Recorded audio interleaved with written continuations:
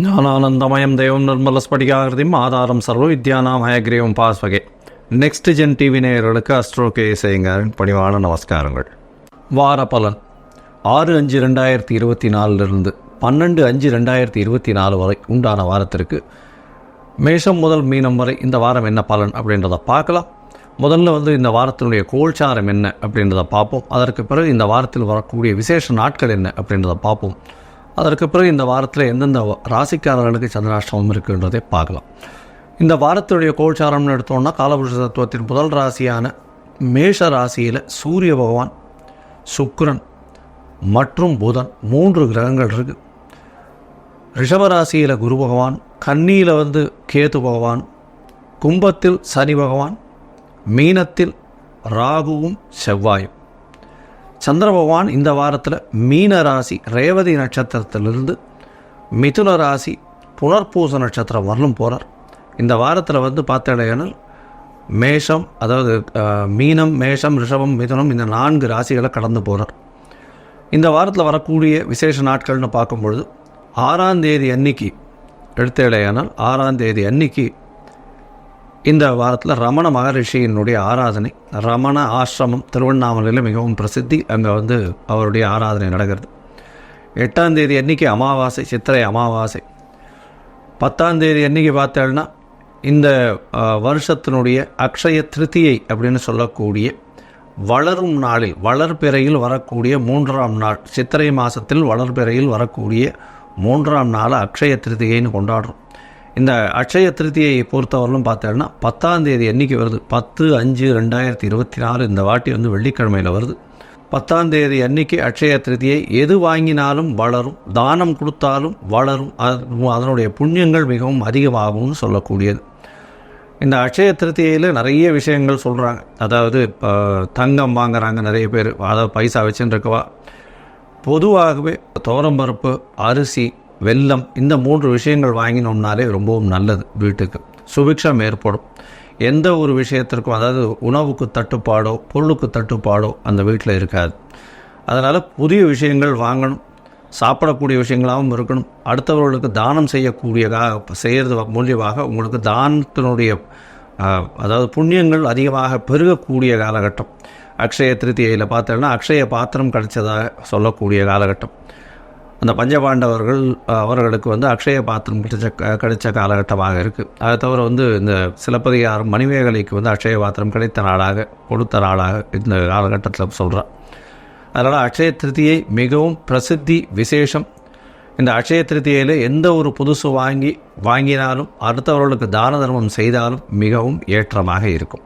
இந்த வாரத்தில் ராமானுஜர் ஜெயந்தி, திருவாதிரை நட்சத்திரம், சித்திரையில் வரக்கூடிய ஆதிரை நட்சத்திரம். இந்த வாரம் 12ஆம் தேதி அன்னைக்கு திருவாதிரை. ஸ்ரீபெரும்புதூரில் மிகப்பெரிய ஏற்றத்தோடு இருக்கும். அவர் பிறந்த ஊர் வேறு. அதனால் ஏற்கனவே 1000 ஆண்டுகள்லாம் கடந்து அவர்களுடைய புகழ் போயின்னு இருக்கு. ராமானுஜர் அதாவது இந்த இதுலேயே சமயத்தில் மிகப்பெரிய ஏற்றத்தை கொண்டு வந்தவர், ஸ்ரீபாஷ்யம் எழுதினவர், மிகப்பெரிய ஏற்றத்துடன் கொண்டாடப்படுகிற ஒரு பெரிய மகான். அவருடைய திருநட்சத்திரம், பிறந்த நட்சத்திரம் இந்த வருஷம் சித்திரை மாதம் திருவாதிரை நட்சத்திரம் 12/5/2024 அன்றைக்கி ஞாயிற்றுக்கிழமை இன்றைக்கி வருது. முடிஞ்சவாரெல்லாம் ராமானுஜரை போய் கோவிலில் சேவிச்சுட்டு வாங்க, இல்லைன்னா ஆற்றுலையாவது சேவிங்க. இந்த வாரத்தில் வரக்கூடிய சந்திராஷ்டம நாட்கள் யார் யாருக்குன்னு பார்த்தாலேயானால் சிம்மம், கன்னி, துலாம், விருச்சிகம் இந்த ராசிக்காரர்களுக்கு சந்திராஷ்டமம்னா உங்களுடைய பிறந்த ராசியில், அதாவது ராசியில் இருக்கக்கூடிய சந்திரன் இன்றைய கோச்சார நிலைமையில் இருக்கக்கூடிய சந்திரன் 8ஆம் இடத்துல மறைந்து இருக்கக்கூடிய காலகட்டத்தை சந்திராஷ்டமம்னு சொல்கிறோம். சந்திராஷ்டமம்ன்றதுனால என்ன ஆகும்னா மதிகாரகன் சந்திரன், அதனால் மதி மயங்கக்கூடும், தவறான முடிவுகள் எடுக்கக்கூடும். இதன் மூலியமாக உங்களுக்கு ஒரு என்ன சொல்கிறது, எந்த ஒரு புதிய விஷயங்களையும் அந்த காலகட்டத்தில் எடுக்க வேண்டாம். வெளியூர் வெளிமாநில பிரயாணங்கள் வேண்டாம்னு சொல்கிறோம். ஒருவேளை நீங்கள் செய்ய வேண்டிய கட்டாயத்தில் இருந்தீர்களே ஆனால் அருகில் இருக்கக்கூடிய கோவிலில் உங்களால் முடிஞ்ச அளவுக்கு பால் ஒரு 1/2 டம்ளரோ ஒரு 3/4 டம்ளரோ பால் கொடுத்துட்டு போகிறதன் மூலியமாக சந்திர பகவானுக்கு உண்டான பரிகாரமாக சொல்லக்கூடியது. அதனால் சந்திராஷ்டமத்தின் தாக்கம் நிச்சயமாக குறையும் அப்படின்றத சொல்லணும்.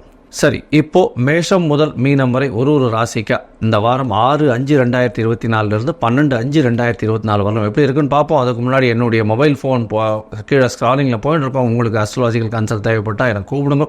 உங்களுடைய date, time, place of birth, உங்களுடைய நேம், பேரண்ட்ஸ் நேம் அனுப்புங்க. சந்தி இருக்கான்றதை பார்க்குறேன். உங்களுடைய நட்சத்திர சந்தி, பாத சந்தி ஏதாவது இருக்கான்றதை பார்த்துட்டு ஜாதகத்தை குறிச்சிட்டு அதுக்கு அப்பாயின்மெண்ட் கொடுங்க. எனக்கு உண்டான கட்டணம் என்னன்றதையும் சொல்கிறேன்.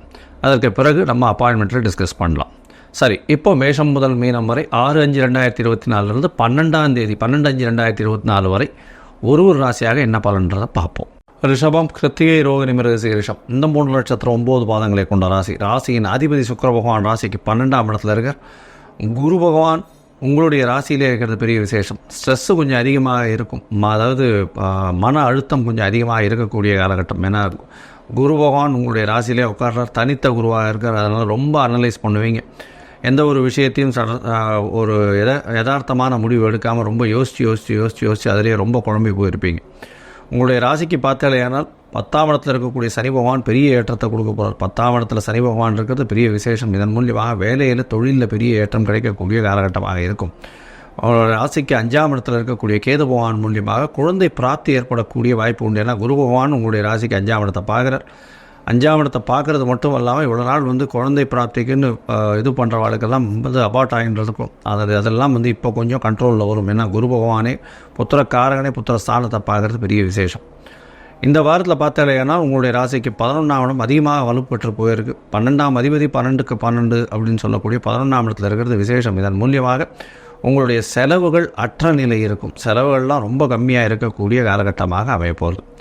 11ஆம் இடத்துல பார்த்தாலேயானால் உங்களுடைய ராசிக்கு 2 கிரகங்கள் இருக்குது. அதாவது ராகுவும் செவ்வாயும் இருக்கக்கூடிய காலகட்டமாக இருக்குது. இதன் மூலியமாக 11ஆம் இடம் லாபஸ்தானம். லாபஸ்தானத்தில் சிறு பிரச்சனைகள் வரும். ஏன்னா ராகுவும் செவ்வாயும் ரொம்ப கான்ஃப்ளிக்டிங் பிளானட்ஸ். அதனால் ரெண்டும் சேர்ந்து அந்த இடத்துல இருக்கிறது 11ஆம் இடத்துல இருக்கிறதுனால சிறு தடைகள் உங்களுக்கு தொழிலில் லாபத்தில் சுணக்கம் ஏற்படக்கூடிய வாய்ப்புகள் மிகவும் அதிகம். உங்களுடைய ராசிக்கு பார்த்தாலேயானால் 12ஆம் இடத்துல 3 கிரகங்கள் இருக்கக்கூடிய காலகட்டம். இதன் மூலியமாக பார்த்தீங்கன்னா சூரிய பகவான் உச்சம் பெற்று போயிருக்கார். அதனால் வெளியூர், வெளிமாநிலம், வெளிநாடு போகக்கூடிய பாக்கியம் நிச்சயமாக உண்டு. உங்களுக்கு திருமண யோகம் வந்தாச்சு. படிக்கக்கூடிய மாணவர்களுக்கெல்லாம் வெளிநாடு போகணும்னு பார்த்துட்டு இருந்தீங்கன்னா வெளிநாடு போய் படிக்கக்கூடிய பாக்கியம் நிச்சயமாக உண்டு. இந்த வாரத்தில், அதாவது 6/5/2024 12/5/2024 வரலும் உண்டான வாரத்தில் சந்திர பகவான் உங்களுடைய ராசிக்கு 11ஆம் இடத்துல இருக்கார். சந்திர பகவான் 11ஆம் இடத்துல சந்திரமங்கல யோகம் கொடுக்கக்கூடிய காலகட்டமாக இருக்கும். முயற்சிகள் அனைத்தும் வெற்றி பெறக்கூடிய வாய்ப்புகள் மிகவும் அதிகம். இருப்பினும் ராகுவோடு சேர்ந்து இருக்கிறதுனால சிறு தடைகள் இருக்கக்கூடிய காலகட்டமாக அமையும். உங்களுடைய ராசிக்கு பார்த்தீங்கன்னா உங்களுடைய மூத்த சகோதரர்கள் மூலியமாக சிறு பிரச்சனைகள் வரும். உங்களுடைய ராசிக்கு 12ஆம் இடத்துல சந்திர பகவான் போகிறார். சந்திர பகவான் 12ஆம் இடத்துல போகும்போது 4 கிரகங்கள் அமையப்பெறது. அதாவது 12ஆம் இடத்துல 6ஆம் தேதி சாயந்தரம் ஒரு 4:30 மணியிலிருந்து 8ஆம் தேதி மாலை ஒரு 8:30 மணி வரலும் இருக்கக்கூடிய காலகட்டமாக அமைவது. சூரியன், சந்திரன், சுக்கிரன் மற்றும் புதன் 4 கிரகங்கள் இருக்கக்கூடிய காலகட்டம். உங்களுடைய ராசிக்கு 2ஆம் அதிபதியும் 12 இருக்கிறதுனால சிறு செலவுகள் கொஞ்சம் அதிகமாக இருக்கும். செலவுகள், அதாவது உங்களால் மனசார சந்தோஷமாக இருக்கக்கூடிய செலவுகளை பண்ணக்கூடிய வாய்ப்புகள் உண்டு. சிலது தேவையற்ற செலவுகளாகும். வெளியே பார்க்கும்போது தேவையற்ற செலவுகளாக பார்க்கப்படும். உங்களுடைய ராசிக்கு பார்த்தோன்னா 12ஆம் இடத்துல சந்திர பகவான் இருக்கார். சந்திர பகவான் 3ஆம் அதிபதி, முயற்சி ஸ்தானாதிபதி. வெளிநாட்டுக்கு போகணும்னு பார்த்துருந்தீங்கன்னா நிச்சயமாக நடக்கக்கூடும். உங்களுடைய ராசியிலேயே சந்திர பகவான் உள்ளார். அதாவது ராசியில் 8ஆம் தேதி சாயந்தரம் ஒரு 8:30 மணியிலிருந்து 10ஆம் தேதி ராத்திரி, அதாவது 11ஆம் தேதி அதிகாலை ஒரு 1 மணி வரலும் இருக்கார். இந்த காலகட்டத்தில் குரு சந்திர யோகம் அமைகிறது. குரு சந்திர யோகம், கஜகேசரி யோகம்னு சொல்லக்கூடிய இந்த யோகம் அமைகிறதுனால மைண்ட் ரொம்ப ஸ்ட்ராங்காக இருக்கும். ஏன்னா தனித்த குரு தான் பிரச்சனையாக இருக்குமே தவிர சந்திர பகவானோட சேர்ந்து இருக்கிறதுனால நல்ல ஒரு ஏற்றம் கிடைக்கும். அதுவும் சந்திர பகவான் உங்களுடைய ராசியிலேயே உச்சம் பெற்று போகிறதுனால கண்டிப்பாக பெரிய ஏற்றம், நல்ல ஒரு ஸ்ட்ராங் டெசிஷன்ஸ் எல்லாம் எடுக்கக்கூடிய வாய்ப்புகள் இந்த காலகட்டத்தில் கிடைக்கும். 8ஆம் தேதியிலேருந்து 11ஆம் தேதி கார்த்தால ஒரு 1 மணி வரும். 11ஆம் தேதி கார்த்தால 1 மணியிலிருந்து 13ஆம் தேதி கார்த்தால 8:30 மணி வரும் சந்திர பகவான் உங்களுடைய ராசிக்கு 2ஆம் இடத்துல இருக்கார். 2ஆம் இடத்துல இருக்கக்கூடிய சந்திர பகவான் உங்களுடைய வாக்கில் நல்ல ஒரு ஏற்றத்தை கொடுப்பார். தனஸ்தானத்தில் நல்ல ஒரு ஏற்றத்தை கொடுக்கக்கூடிய காலகட்டமாக அமையிறது. இந்த வாரத்தில் பார்த்தாலேயானால் அட்சய திருதியை வருது 10ஆம் தேதி அன்னைக்கு. அவசியமாக நீங்கள் அருகில் இருக்கக்கூடிய கோவிலுக்கோ இல்லைன்னா இந்த தர்மசாலைகளுக்கோ போய் உங்களால் முடிஞ்ச அளவுக்கு சாப்பாட்டுக்கு உண்டான அரிசி, இந்த மாதிரியான விஷயங்கள் தானம் பண்ணிட்டு வாங்க. உங்களுக்கு ஒரு நல்ல ஏற்றமும் மாற்றமும் இந்த வாரம் வரும். லோகா சமஸ்தா சுகினோ பவந்து. நன்றி, நமஸ்காரம்.